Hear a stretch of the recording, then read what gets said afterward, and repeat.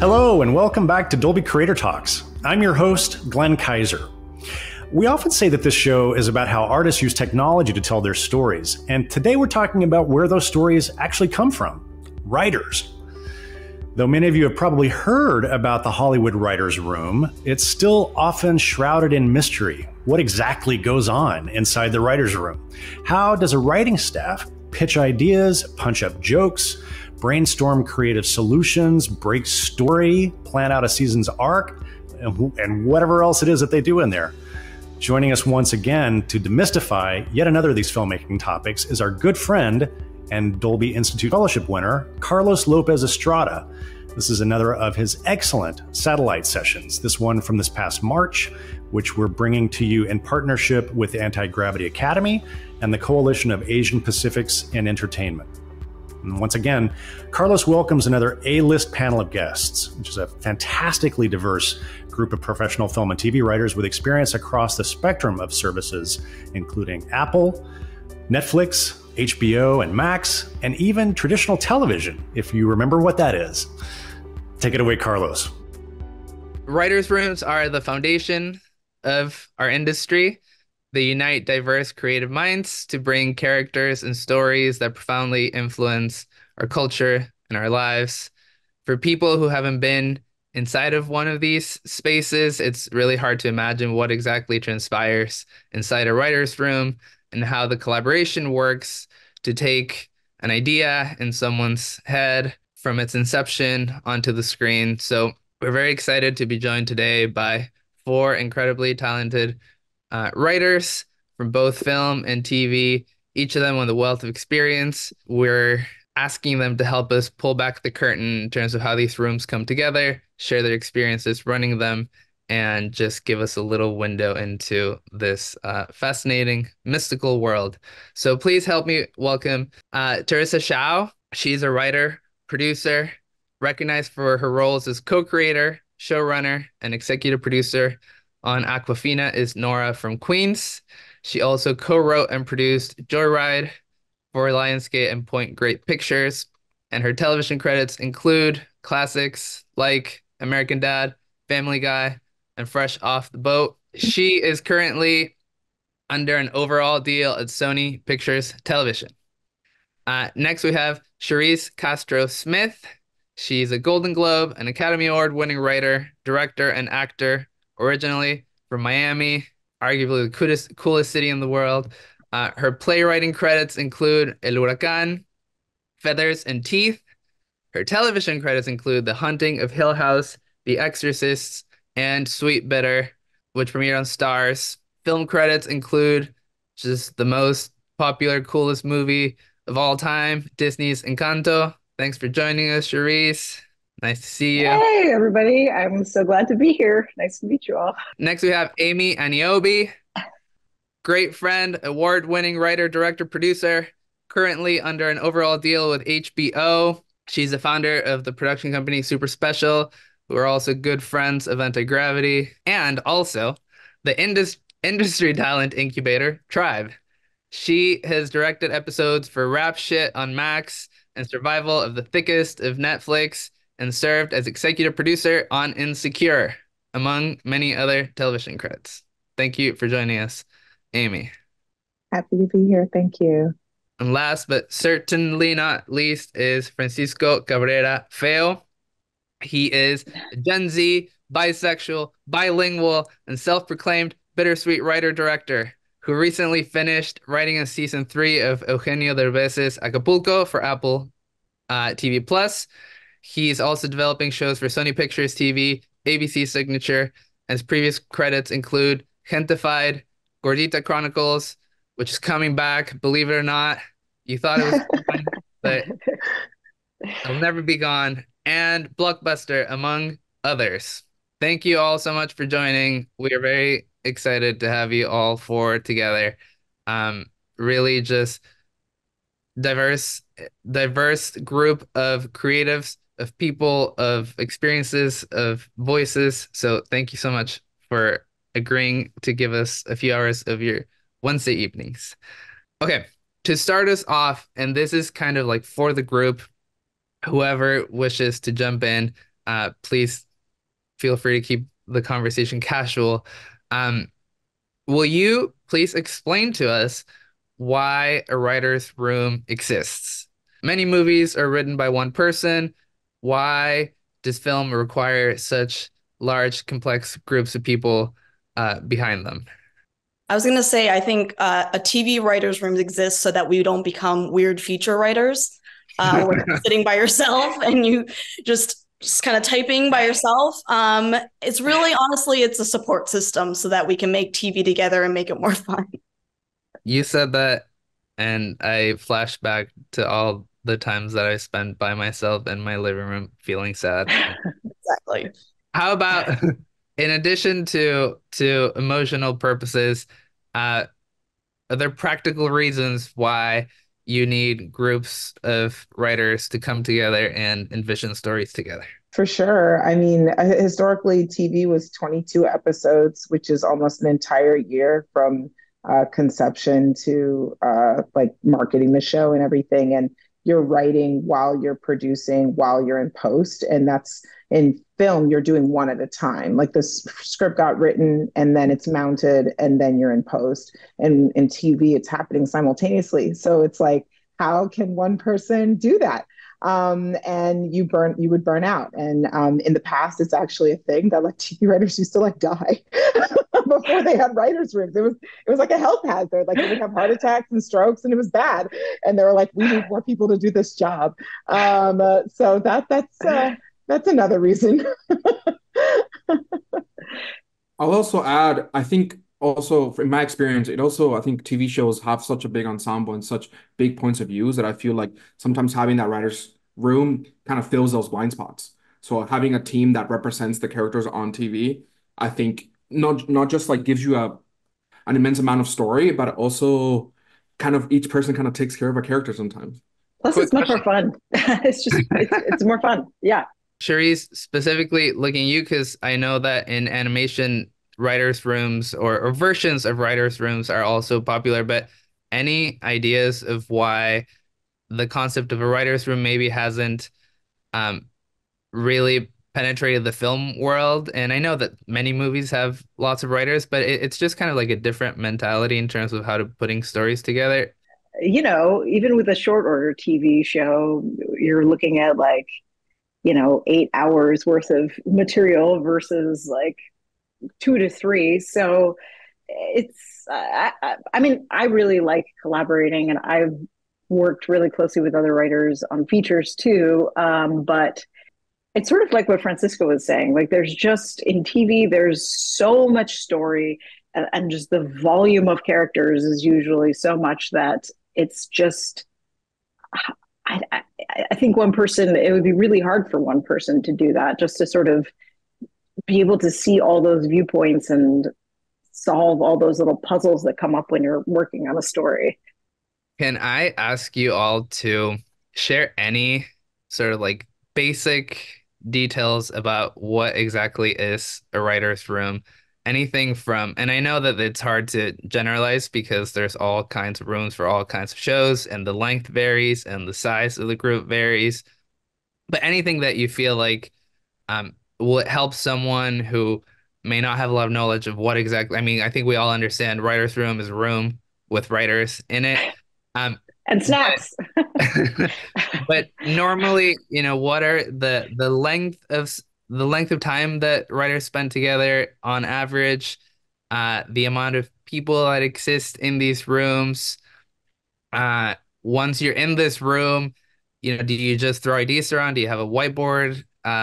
This is like 10 questions in one. I apologize. And, I know I saw that you posted, Teresa, also about lunch orders and how key they seem to be to writers' rooms. So yeah, I'll just kind of like open it up to y'all and any sort of like basic ideas to understand what these spaces are. Lunch orders, I would say, is a huge part of the room. Maybe 20% of your time is talking about lunch.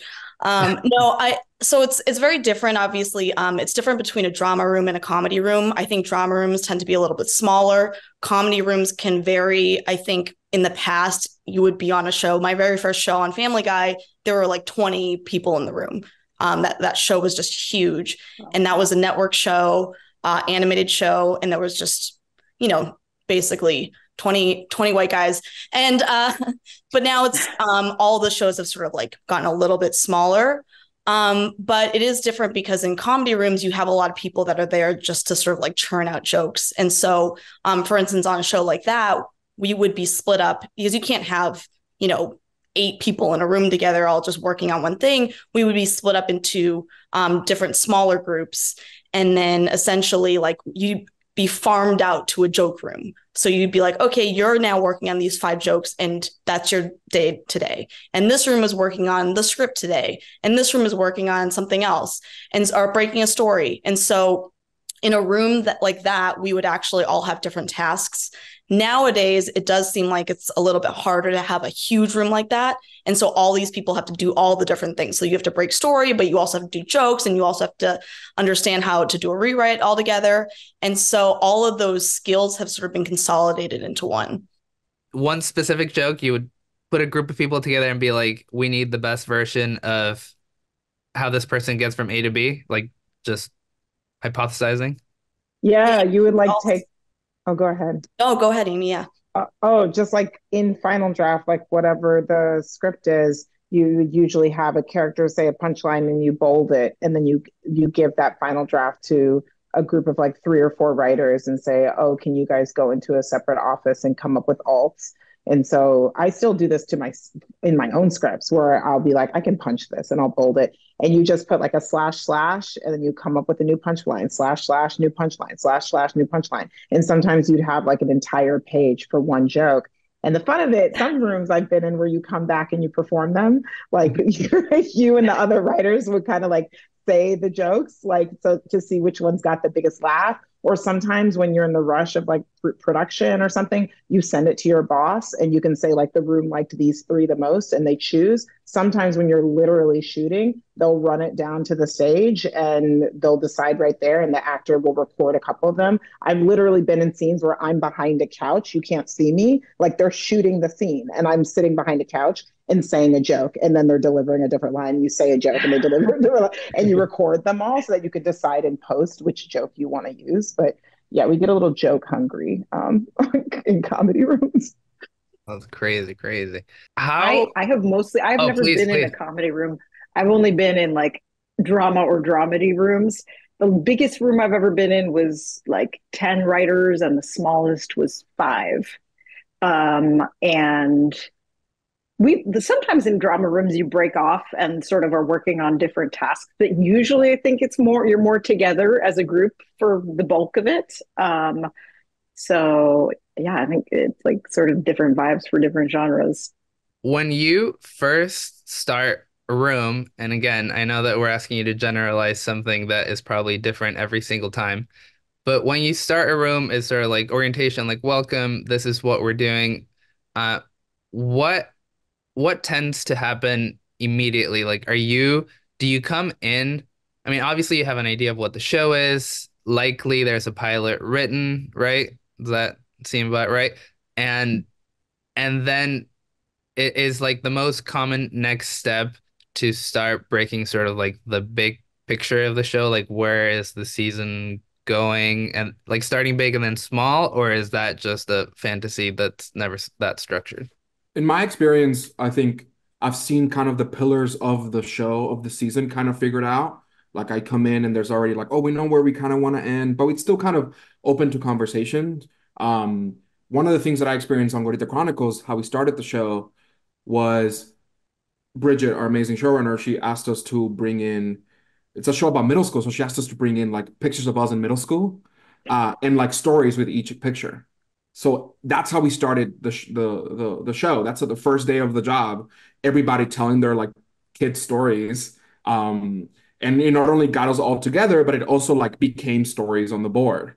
So like I brought a little picture of me as a little magician, and then like one of the characters ended up being a little magician and stuff like that. That I think not only got us to like break the ice a little bit, but also brought stories to the board. Is normally the next step once sort of like you come together, you start breaking off into assignments? Like, do you figure out immediately who's writing that what episode, or is that sort of like a thing that happens a little bit more organically?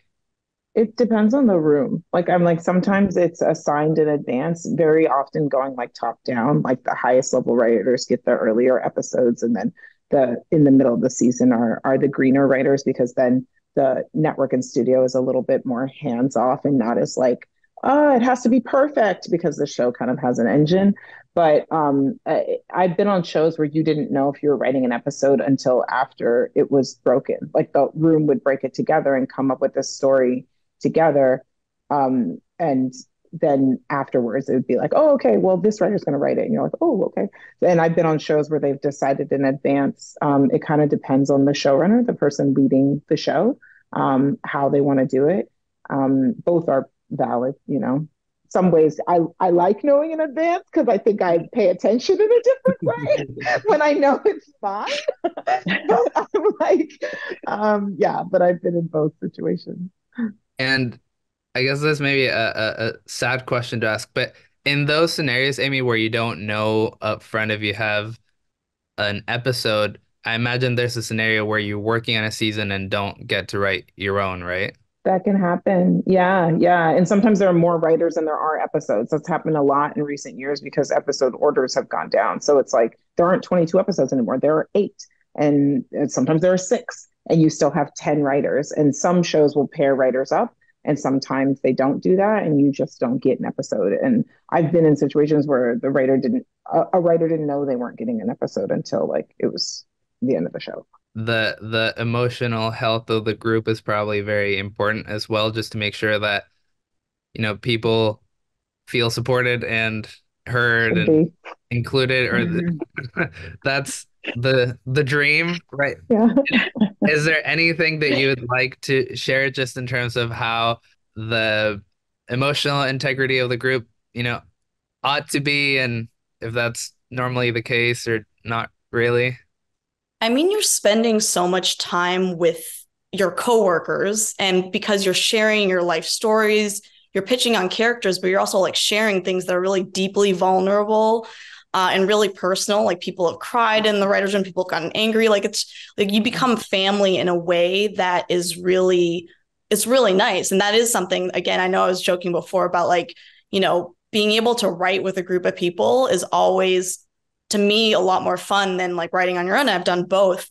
But just being able to say like, oh, here, I'm going to share this wild story from my past. Maybe then I can actually see something like this on television is really powerful. So you definitely, I mean, sometimes the room becomes like therapy for one person, and sometimes you go off the rails and you're talking about something that's completely unrelated to story. It always happens. But yeah, I think it's really important to build that like level of, we're this family writing a show together. We want the show to like reflect not only, to be interesting and to be funny, but also like to have this heart that hopefully you can feel when you're watching, that the people who like wrote the show actually cared about the show and about each other. I think that is really important. I know there have been a lot of, like we're saying, there's a lot of rooms in the past that it can be incredibly toxic. It can be really competitive. It can be a little bit sort of like dog eat dog. I personally don't like working in those kinds of environments. But a lot of like kind of shows in the past, not going to name any that I worked on in particular. But like it's definitely something that people have gone through. And I think the industry is changing a little bit in terms of like, okay, we no longer want a room in which there are more, men named David than there are women. That was a show that I was on. I didn't name it again, but I did name it earlier. But like things like that have happened, and luckily we're sort of it's getting better. Well, that's good to hear.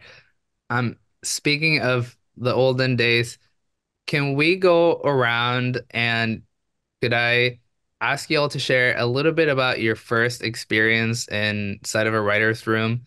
So, whatever you feel like is worth sharing, like either how you got there, what was like, was it scary, or like what did it take for you to feel comfortable? Anyone who would want to start? My first writer's room, my first job in Hollywood at all was I was a staff writer on this show that was on Lifetime called Devious Maids. And it was crazy. It was my first job in Hollywood, period. I was a playwright and I got hired and I moved to LA. And so I knew nothing about the industry. I knew nothing about like being in a writer's room.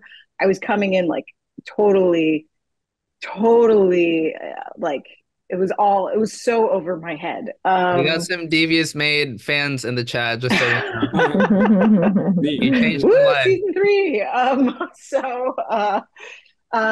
But I was thinking, and this is like a great piece of advice that I got from my showrunner when I was working on that show, and that I have since given to like younger writers that I have mentored or work with, is that if you're pitching, like write down your pitch first before you say it out loud. Like write it down, confirm that it makes sense, that it's on topic. Maybe I'm the only person that like needs this piece of advice, but to write it down and actually sort of like sit with it for a moment before you pitch, because something that I did that I can own was you get really excited and you sort of like one person can really derail a conversation in a writer's room, and like you start out at point A and then you end up at X and you're like, how the hell did we get here? So it was a great piece of advice that I got and that I have always like shared with people, and yeah, maybe that'll help somebody. Think before you speak. I guess it boils down to that. And then write it down. I was a writer's assistant and script coordinator. It's kind of how I broke in, but I think our showrunners were very much like, hey, everybody gets to pitch. It was also a very small room. I think it was like 4 people, so they wanted kind of as many brains as working as possible.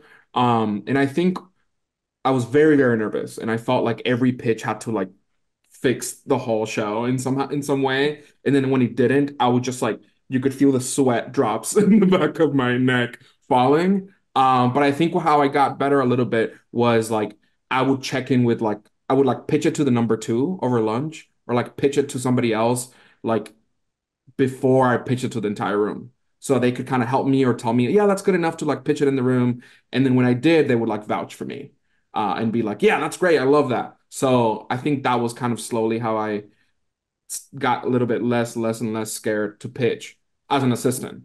And what was that first show, Francisco? So this was Hentified. So I came into Hentified as a it's a long story, but I came in as an assistant, and then I just like was a massive fan of the show. So like I watched the season so many times that like I kind of sometimes knew more than like the creators of the show. Like they would like ask me, they were like, what happened in season 1? And I'll be like, actually, this is what happened in season 1.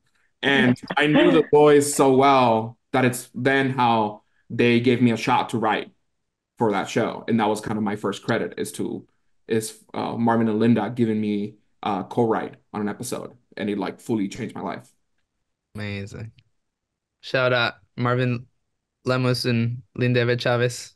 I actually was writing scripts on the side, but I had sort of a normal day job, didn't have any connections to Hollywood, didn't even understand the concept of TV writers' rooms until one day, just like watching TV, I was like, oh, cool. Like I saw names that were, written by, and I was like, that's a cool job. Like who would ever do something like that? And I ended up buying, this is like back in the day where you had like books.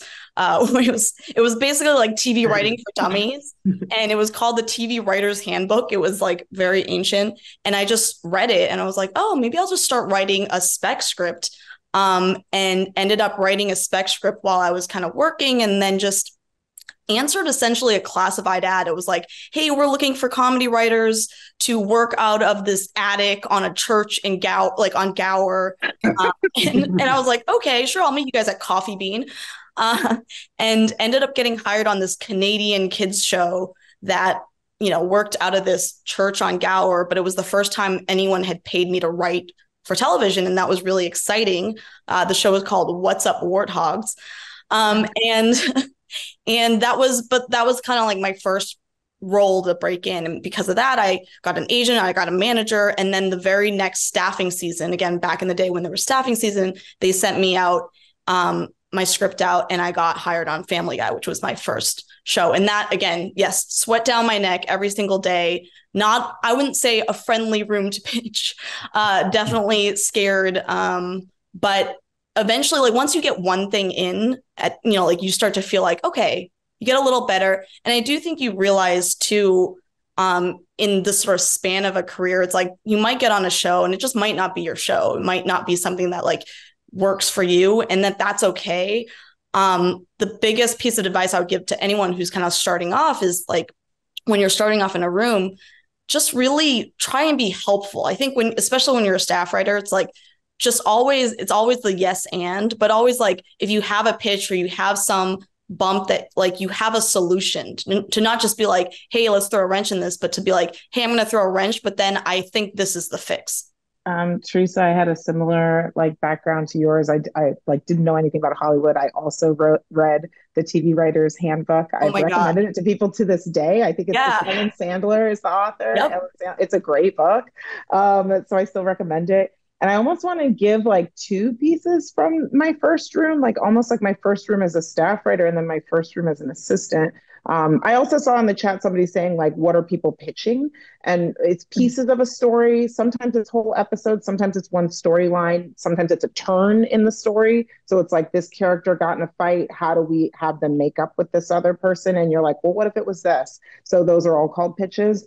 But in general, like from being a staff writer, I think the most number one thing that I had to remember was like, they've been doing it longer, they're better than you, and that's okay.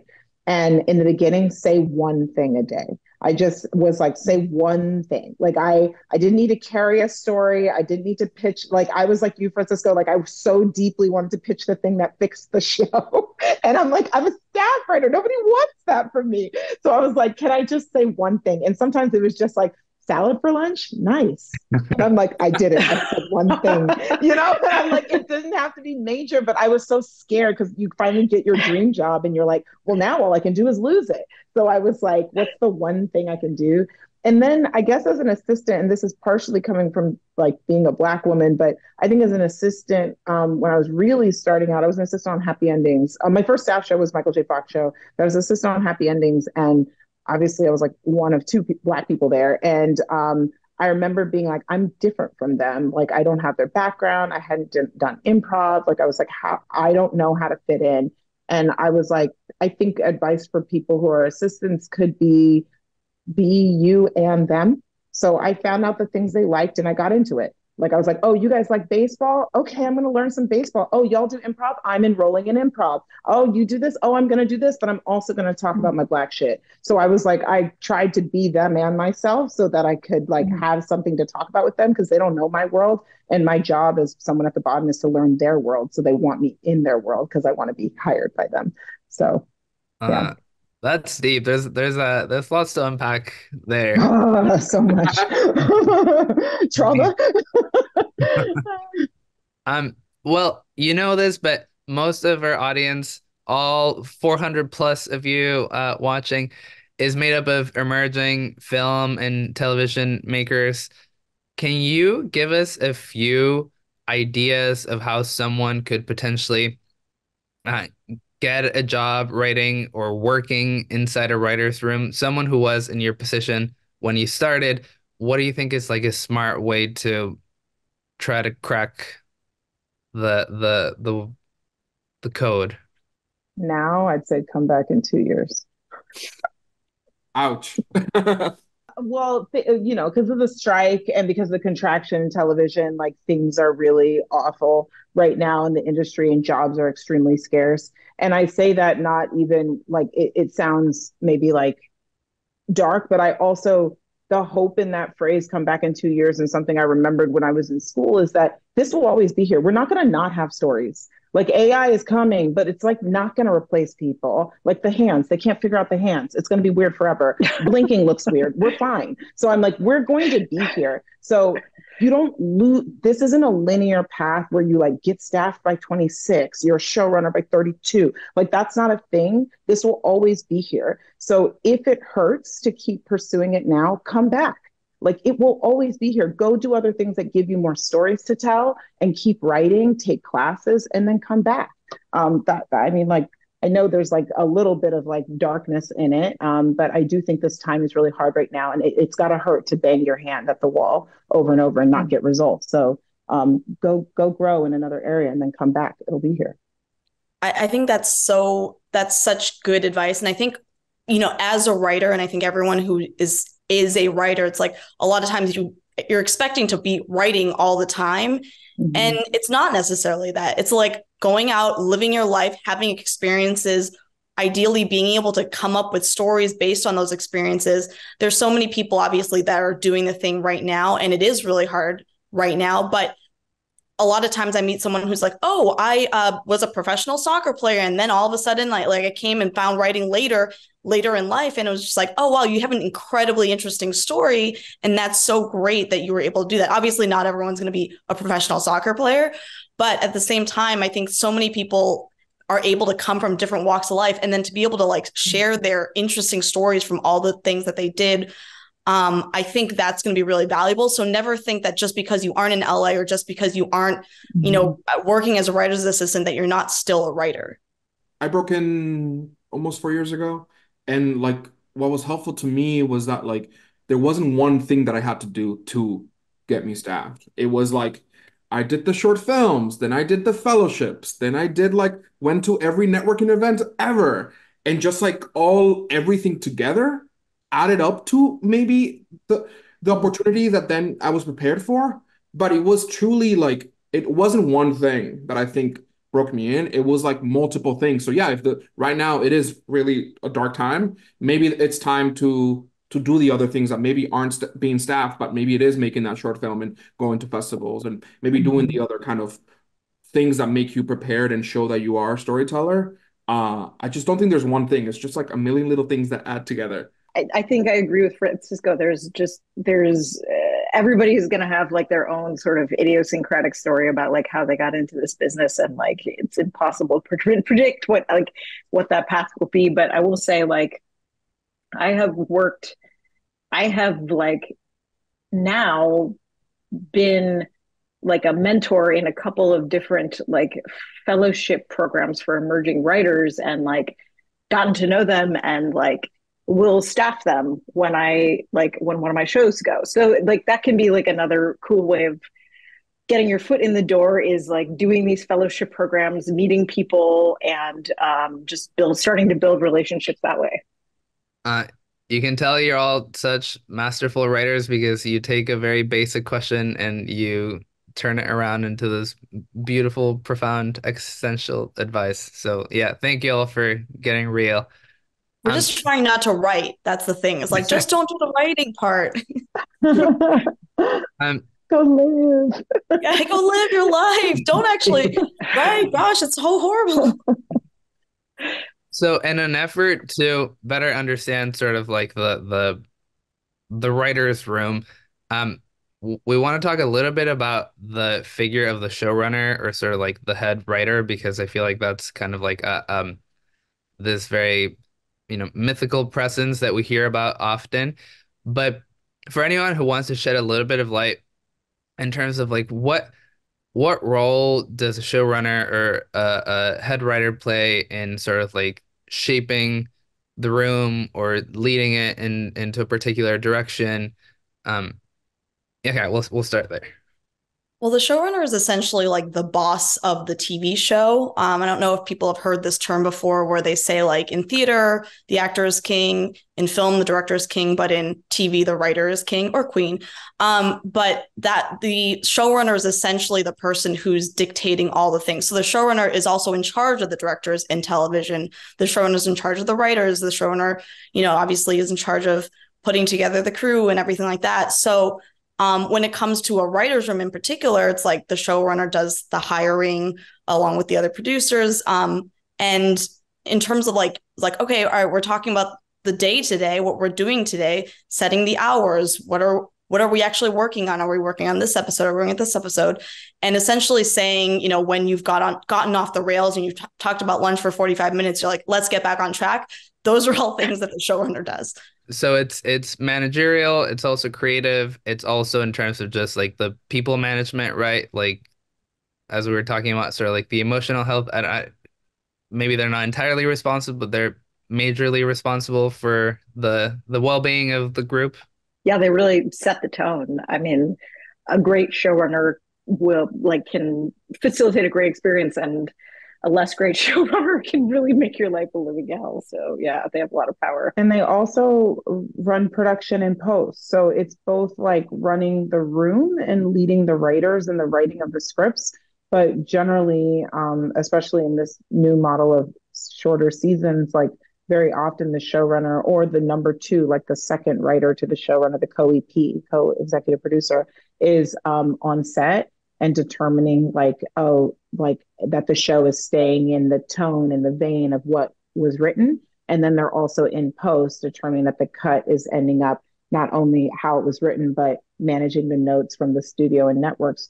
And then also when the show is being marketed, the showrunner is often at the front of marketing the show along with the lead actors and saying, and going to press and like the TCAs, which the critics something? Critics Association? The Critics Association, and going to them and like marketing the show. So the showrunner, it's so strange because I think that it's a job that has like grown exponentially in terms of visibility in the last few years. But the showrunner carries it from pitch, like to pitching it to a studio or network and getting it picked up through the pilot, through the writing, through production, through post. And that's a huge job. It's a lot of power. It's a lot of responsibility. I have this quote from this writer, Courtney Kang, that I always like to cite when asked about being a showrunner, where she's like, you spend your entire career like you're a writer. So you're learning how to write, you're learning how to pitch, you're learning how to like work within a room, and you're just like, story structure, plot, whatever. And then once you become a showrunner, they're like, okay, take all those skills, but now you're also managing a 7-Eleven. And it's like, yeah, it is a really different world where it's like, you have to still do all those things, but then you also have to manage all these other people and all these different departments. And then you have your actors that you're dealing with. It's really just a crazy sort of new skill set that is incredibly managerial and just, yeah. So it's basically writer plus, like on steroids. Can we talk a little bit about staffing a show and whether you have all been in charge of staffing or whether you've sort of like experienced the process from the other side? Can you talk a little bit about like what goes behind making these decisions of creating a room that, ideally has a diversity of voices and of people and of experiences, and how, putting some very experienced writers next to some earlier career writers creates like this ecosystem. So yeah, anything that you think is interesting or important to know about the makeup of the pieces of a writer's room.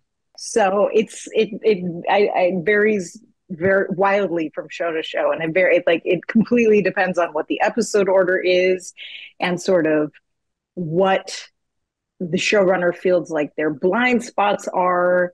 You're putting together a team.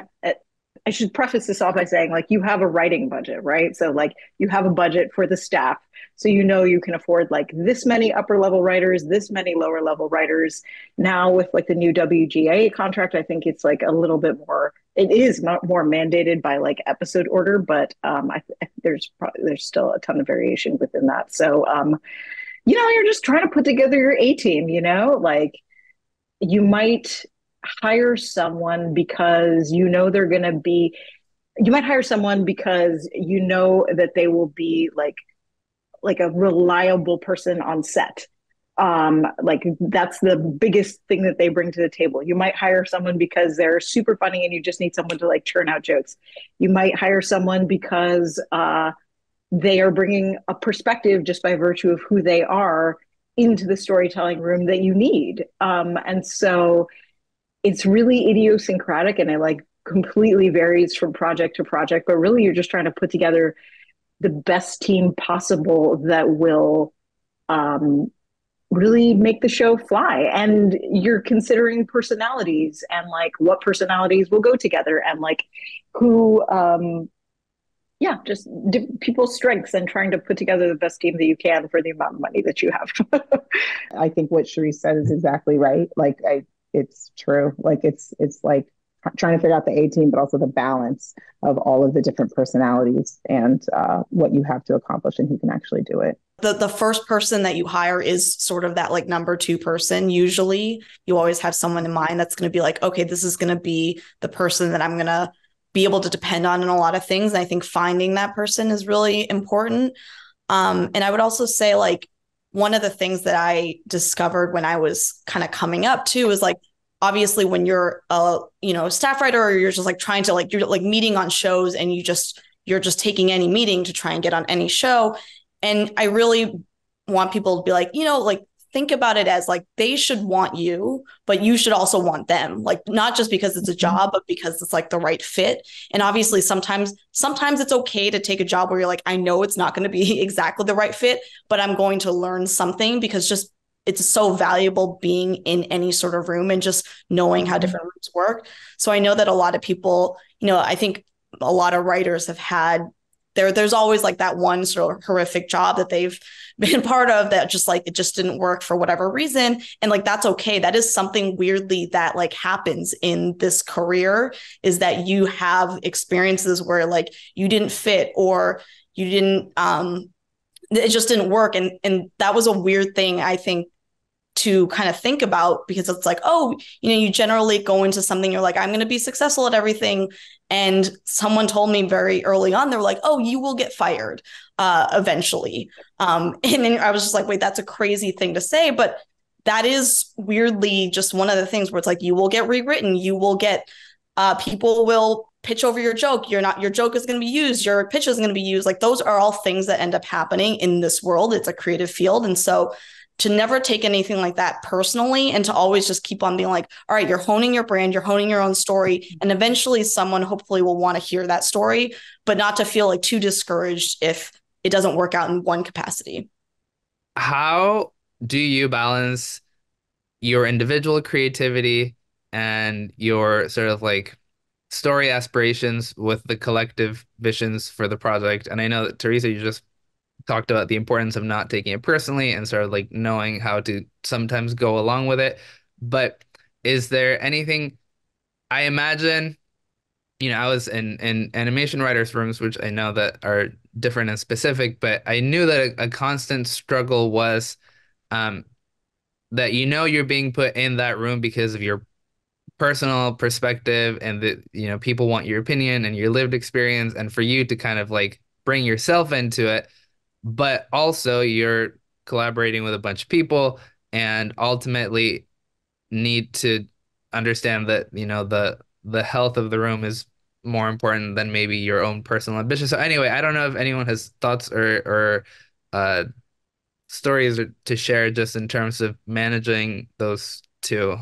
Yeah, just to go off on that, I think the first thing is, it does depend a little bit if you are starting out and you are part of a room and you're there sort of to help the showrunner make the best show.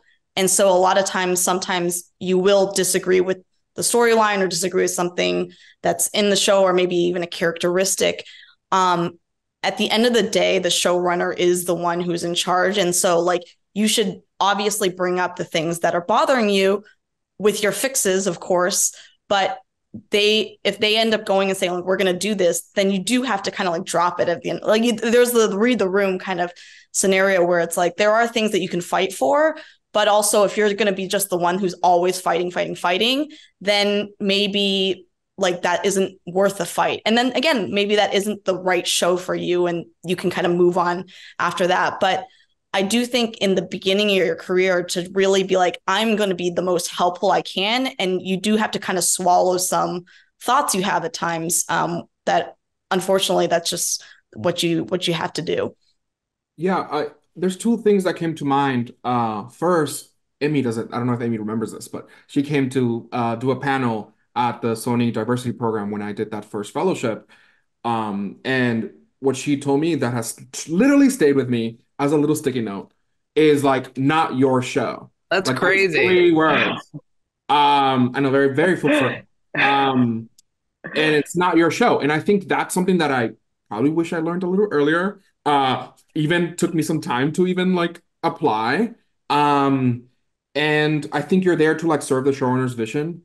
And I think that's something that you slowly learn, and hopefully you're there to to honor that. And like, yeah, if they don't go with what you're going with, you can't also be like upset that they didn't go. You have to also be a cheerleader for the idea that one that isn't yours. That's stuff that you learn. And that's stuff that I learned. And I think like the second thing was like what I found useful now is figuring out what like why I'm in the room. Like figuring out like, oh, what am I actually like, what do they actually like expect? And this is can be a good thing and a bad thing. You're kind of figuring out which box they've put you in and pitching that box and being like, okay, I'm just here for this. I'm gonna be really great at helping them do this. And that's something that I learned. Obviously, you want to not make sure you're not pigeonholed and all these things, but I found, especially in like the first few rooms, I found that like knowing exactly what you're there for and how you can help them, because somebody else might be better at pitching jokes, so maybe you don't want to go there. You're always gonna get beat over there, but nobody can beat you on this kind of queer storyline, or nobody can beat you on this kind of immigrant POV. Something like that, I think, was really helpful for me. That's so sweet. I do remember that, Francisco, and but I'm also like really touched that you wrote it down. But yeah, Teresa, even as you said, I think the way you phrased it was you're here to make the best, to help the showrunner make the best show. And I would almost amend that to say you're there to make the showrunner's version of the best show.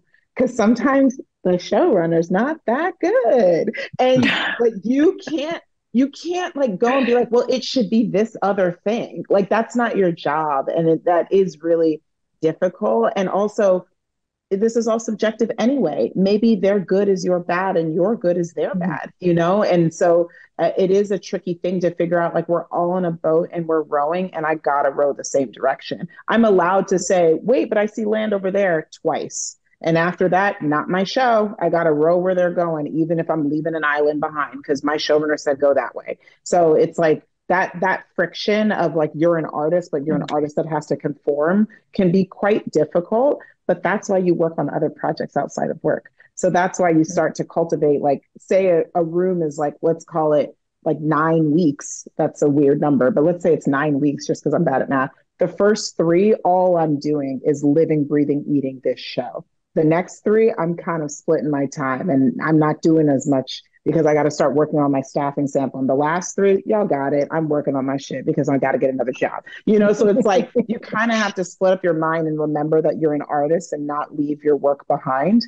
But in the beginning, devote your time to that show and fulfilling that vision, even if it's not the shiniest vision. We need jobs and we might not get to pick that great, perfect first job. But if you get that first job, it opens the pathway to other things. Mm-hmm. Wow. Okay, we're gonna ask you all some questions geared to each of you, and then we'll open it up for our Q&A. We'll start with you, Francisco. You mentioned this, but you started as an apprentice to Marvin Lemus, the co-creator of Kentified, and then you became a writer on the show. Can you just talk a little bit more about how that transition happened? And I mean, you mentioned you were a fan of the show. You mentioned that's kind of like your way in, just being clever about getting yourself in there. But what was that transition into sort of like getting the responsibility and Yeah. I'll tell you just to add a little more context how that started. I like made a lot of short films and then I would like submit it to festivals and submit it to places. And I would then force my film school to pay for my trips to go there with a little bit of guilt. And it worked. And they would like pay for the flights and I would go to these festivals. And at one of these events, I met Marvin and I was like, we are very alike in like an insane way. And then I went back to school. And then through Twitter, I just continued to like keep up with Marvin and keep up with other showrunners that then I get a chance to work with. And then kept making shorts, was ready to move to LA. The pandemic started, moved back in with my parents, kind of did that for a little bit and hit up Marvin again and was like, hey, would you want to like, I worked during the pandemic, I worked on my sample. Hey, would you want to like read the sample? And he was like, yeah, I've been waiting for you to send me something. I'm like, great. That does not happen ever. But he reads it, he gives me notes, and he tells me if you ever move to LA, I'll make sure you have a job. Also doesn't happen. what Then a I was baller like, move? I know. That's Well, so also like cool. I don't that's the thing. If you open the door a little bit for me, like I'm gonna run. So like I moved to Atlanta, and like on the first day, I hit him up, and I was like, "I'm here," and and I became his personal assistant. And then I became a writer assistant. Then I became a script coordinator, and then again, I just became like the person that like other writers hit up, being like, how would this character say this, or what happened in season one? I just became that Bible almost, and then they I think always had a plan for that, like always had a plan to give an assistant a script, which is amazing. Linda and Marvin, both of them together, always like kind of took care of me and took care of all their assistants. So they kind of gave me that shot, and it was like the most like incredibly nerve-wracking thing in the world. But they paired me up with other writers, so like I got to not do it by myself, and they kind of taught me the way. So yeah, it was incredible, but it was also nerve-wracking, and they also made sure that I was on set for my episode, which is also wild. So I'm very grateful to them. But yeah, a little bit of short films, a little bit of Twitter, a little bit of everything, and even like the staff writer job came from a tweet, which is another story. But so Wait, let's summarize the advice. Tweet.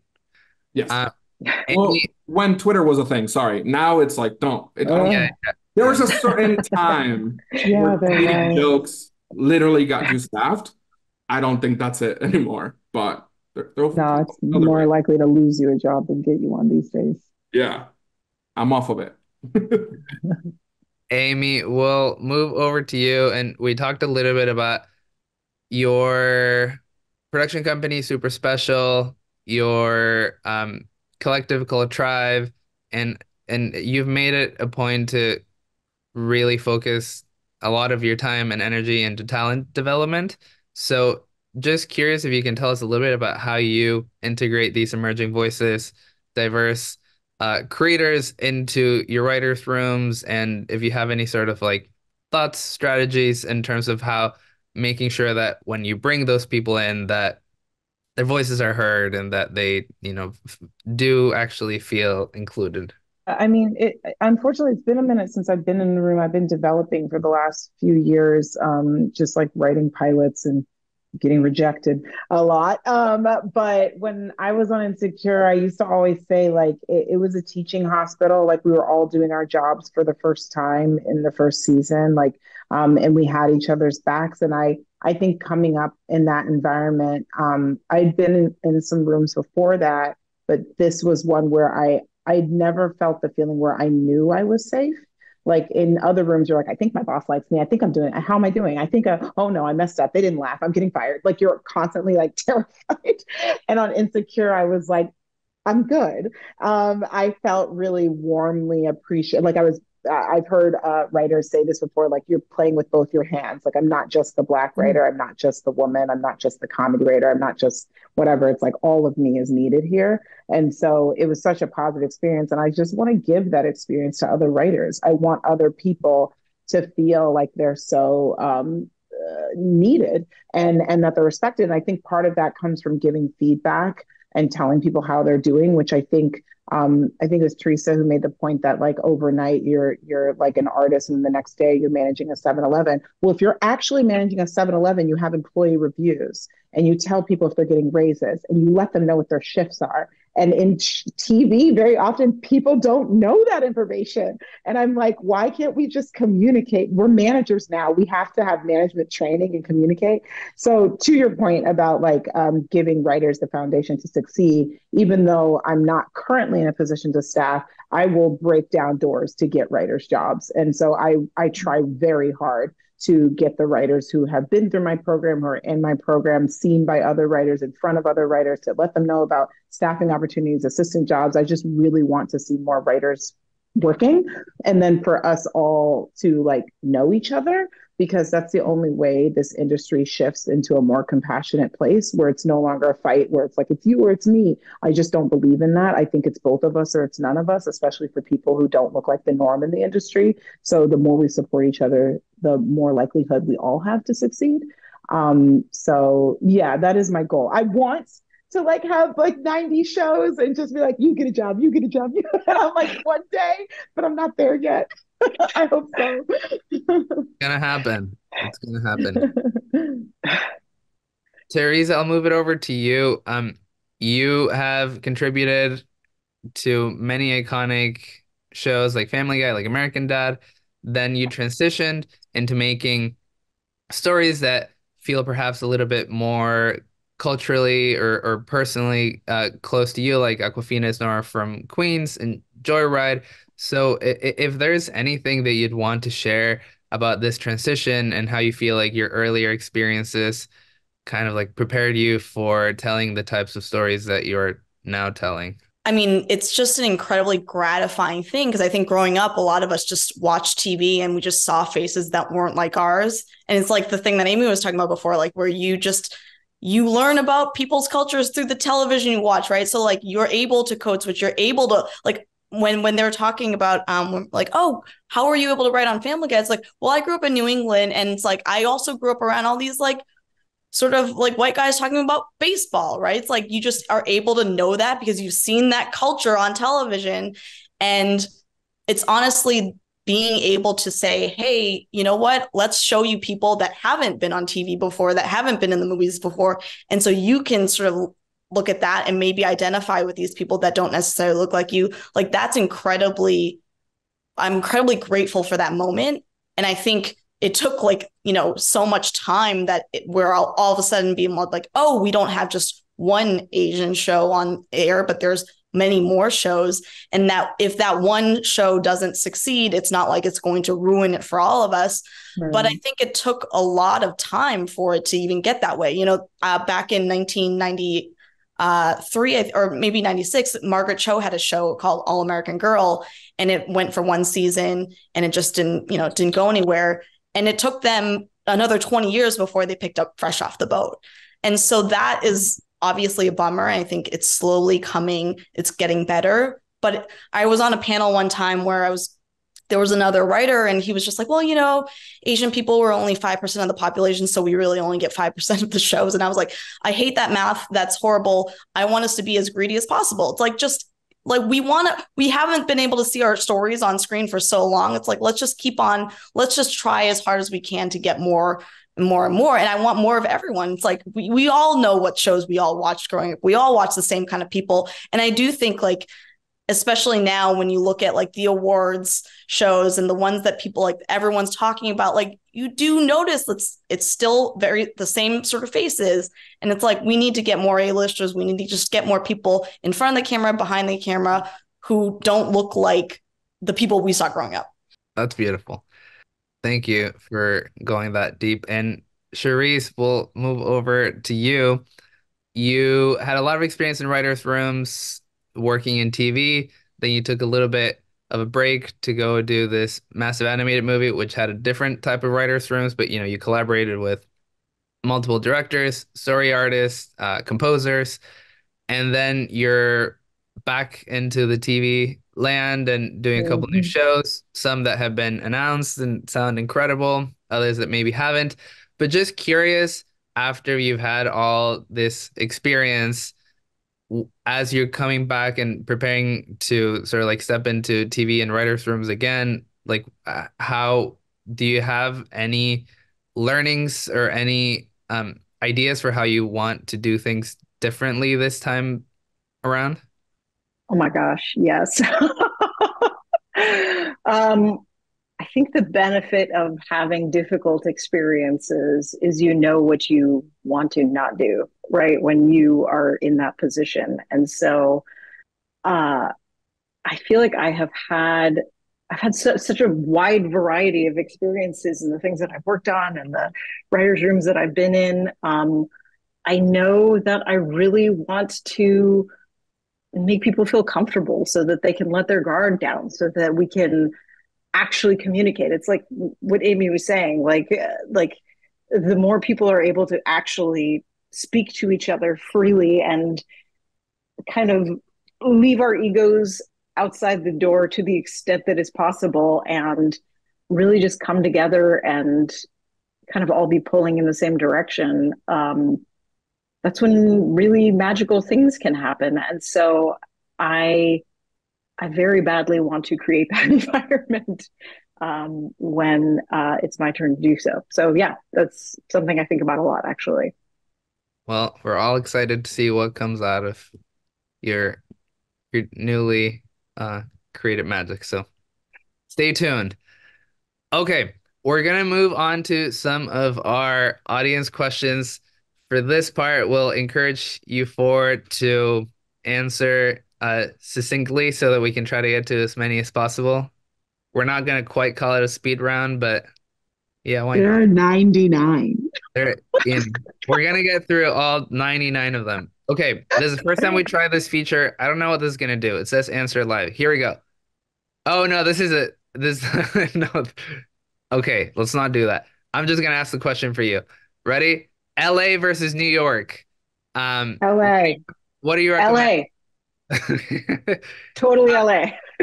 More jobs in LA. More The jobs. second part of the question was, can I break in while living in Brooklyn? I guess your answer is no. Well, honestly, I'll Possible. say like the pandemic has helped a lot in terms of now a lot of writers' rooms are on Zoom. So it has kind of like broadened it. You don't necessarily have to be in LA and New York, but it helps a lot if you're here. Don't believe your exception to the rule. Believe you're the rule. Move to LA. That was easy. That was quick. Thank you. All right. How about writer room PAs? Are those opportunities only from knowing a writer? Probably, yes. Yeah. Or the Yeah. showrunner. Most likely, yeah. Yeah, probably. So go to film festivals, go to networking events. Send cold emails. I sent so many cold emails, and some of them were Um, how does the pay differ between upper and lower level writers? By the way, just those titles are cruel. I mean, this is a big question, but A lot.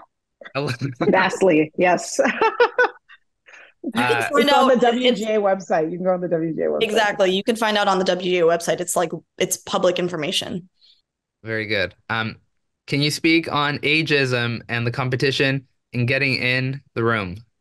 Ageism and the competition. Okay, ageism within the hiring process. Like, do you feel like uh people I don't know. I don't want to interpret that question. Yeah. When you think about ageism in terms of, I guess I'm wondering if the question is intended towards like the the more experienced writers or in terms of like mostly bringing in like very young. Yeah, I don't Starting know. out older, maybe like Yeah. starting out older. I think it's how young you write, not how old you are. Like for young Mm. shows, like if you Those- want to be staffed on a young show, watch some TikTok and write youthfully. But I know I worked on a show where the staff writer was 41. So I'm like, I don't think that age should get it out of your head. Yeah, you probably have some amazing, cool, Yeah. distinct life experience that You have more someone to who's say. 23 doesn't have. So, yeah. That's beautiful. What kind of portfolio should we develop for a job in the writer's room? Is it short stories? Is it scripts? Is it short films? Is it pilots? Definitely have a Different script. Pilots. A Yeah. pilot. But to Pilot. Francisco's point, all of it, yeah. I'm always going to say, and like, write it all. Do you need a college degree to get into writer's room? No. No. Is the Tribe program opening this season? Yes, we're going to be opening season 3 in probably June, July. Obviously, we got a little waylaid because of the strike. So follow at Super Special on Instagram. That is where we'll post all the information and also enroll in the writer's mindset, which is a course I talk about because this industry is hard. Get your mind right. Optimistic question for y'all. How do I know when it's time to quit trying to become a writer? Oh, no. Well, professional writer or just a writer, you can always write. Always write. You are a writer because you write. Don't let anyone tell you otherwise. Beautiful. But I'd say if it's making you more miserable consistently, then maybe make some different choices. Yeah. Point. Come back in 2 years. And also if you've been in the industry and you're doing it and you are getting feedback ideally from people and they're just, you're not getting that right feedback, it's a job, obviously, like it isn't going to be for everyone. So writers are going to be brutally honest. And if they're not hiring you, then after a while, you kind of know. What's the WJ website? LOL. WGA, Writers Guild of America. Oh, great. Amazing. Okay. WGA, the Writers Guild of America, has a website. Um, what do you recommend for people in the sophomore slump of the writing career? Not quite post grad, still close to entry level.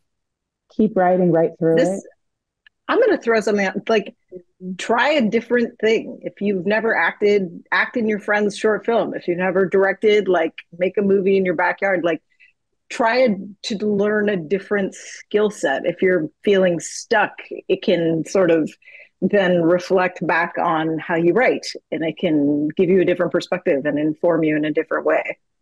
I would also recommend the book Big Magic by Elizabeth Gilbert.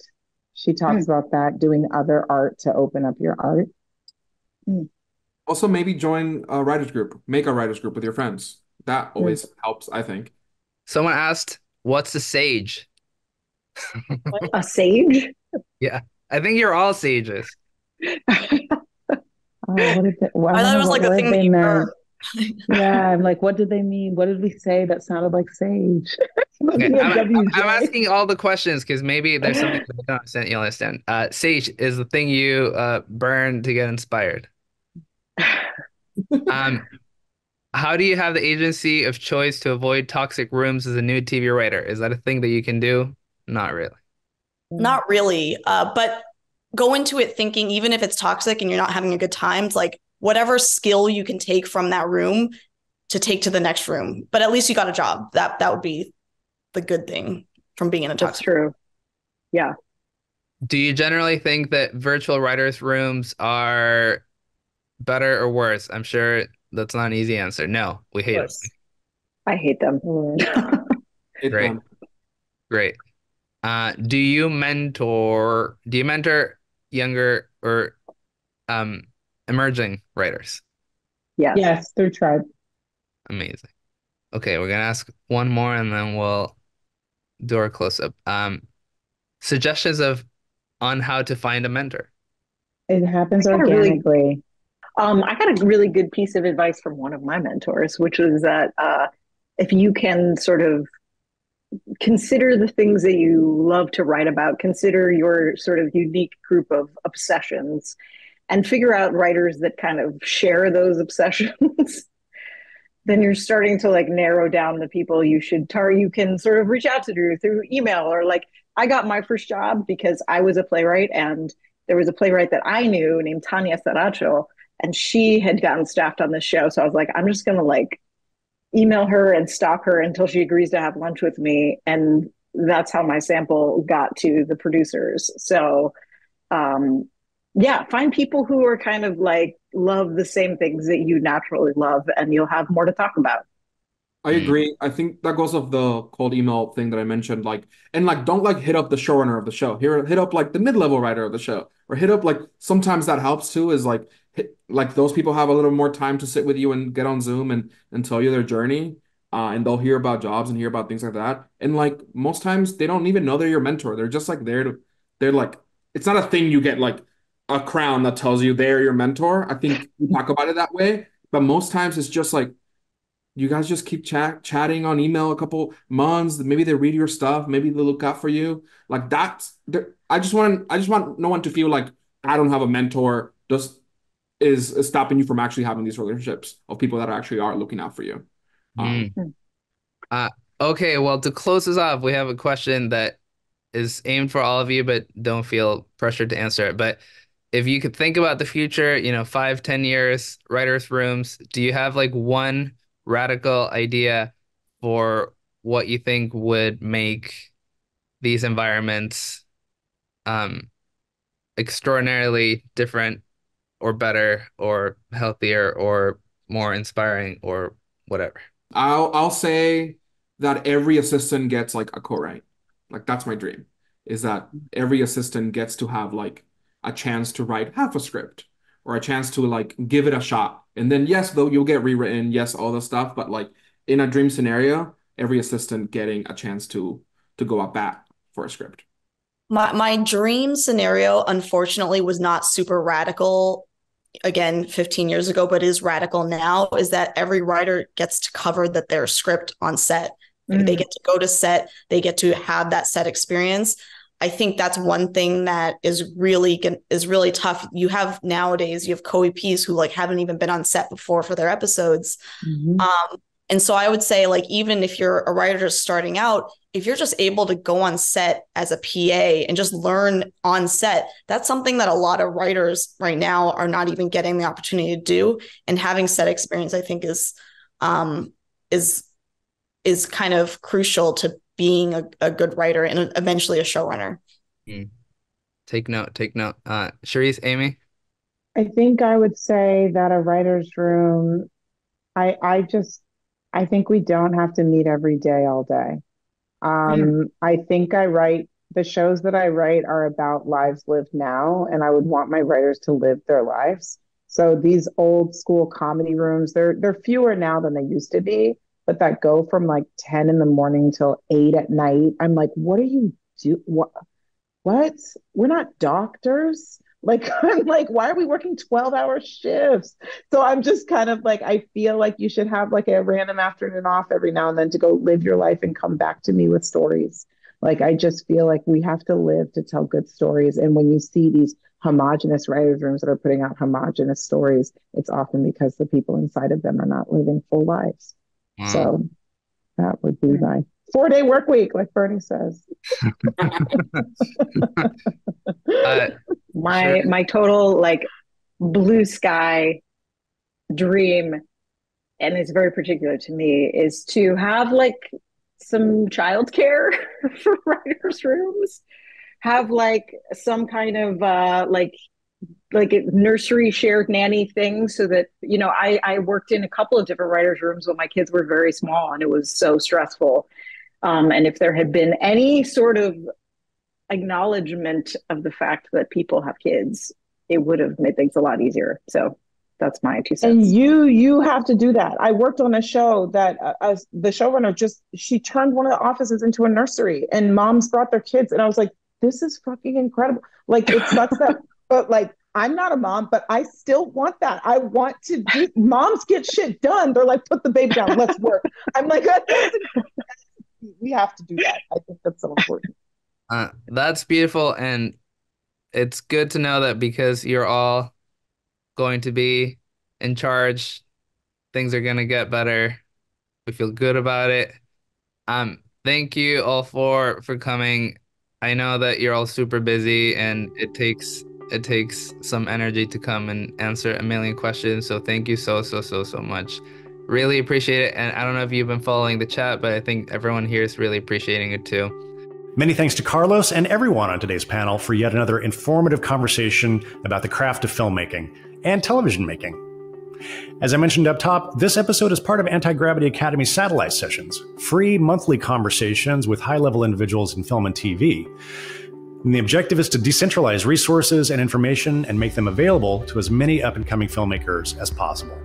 So if that sounds like something you'd be interested in, be sure you're subscribed to Dolby Creator Talks. You can find links to our show on all the major podcasting platforms, including the video version on YouTube, in our show notes. Or you can simply search for Dolby wherever you get your podcasts. And if you're curious to know more about the Dolby Institute, head on over to dolbyinstitute.com. There you'll find information about all of our programs, subscribe to our mailing list, and access the entire library of episodes of this podcast, along with all the other satellite sessions that Carlos has already released. Once again, these are brought to you in partnership with Anti-Gravity Academy and the Coalition of Asian Pacifics in Entertainment. If you'd like to learn more about those organizations, you can find information in our show notes, as always. Until next time, this is Dolby Creator Talks. I'm your host, Glenn Kaiser. Our producer and editor is Michael Coleman. Our executive producers are Amanda Schneider and Jack Ferry, with additional editing by Matt Nixon. And our production coordinator is Karen Marroquin. Thanks for joining us.